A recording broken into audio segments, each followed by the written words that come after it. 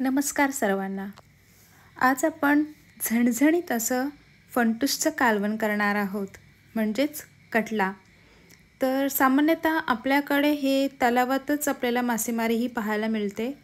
तर चला पाहूया ह्याची संपूर्ण रेसिपी। इथे मी कढईमध्ये तेल गरम करून घेतलंच आहे। आता त्यामध्ये लसूण, आलं, मिरची आणि थोडीशी कोथिंबीर हे घेतलं आहे। व्यवस्थित परतून झालं की लाल तिखट मसाला, हळद, मीठ आणि हिंग हे व्यवस्थित असं परतून घेणार आहे 2 ते 3 मिनिटांकरिता।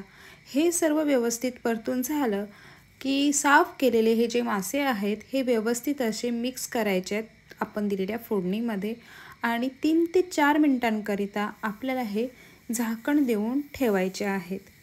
जर तुम्ही चॅनलसाठी नवीन असाल आणि व्हिडिओ प्रथमच पाहत असाल तर चॅनल सबस्क्राईब करून बाजूलाच बेल बटन दाबायला विसरू नका। आता ह्यामध्ये जेवढा रस्सा हवा आहे तेवढा आता मी इथे पाणी घेणार आहे आणि छान असं शिजून घेणार आहे 7 ते 8 मिनिटांकरिता आणि लो फ्लेमवर आपल्याला हे शिजवायचं आहे।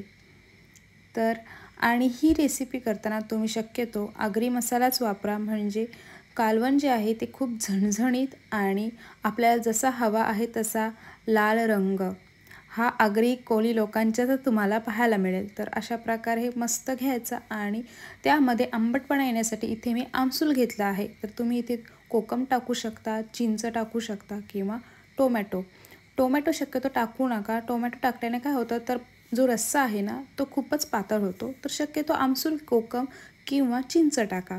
आता झाकण द्या आणि थोडा वेळाकरिता शिजवून घ्या।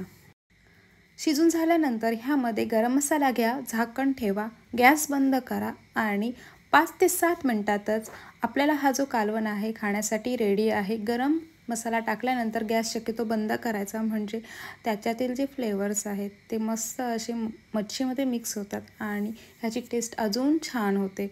तर असं झणझणीत कालवण तुम्ही नक्कीच ट्राय करा आणि ही रेसिपी तुम्हाला कशी वाटली मला कमेंट बॉक्समध्ये नक्कीच कळवा।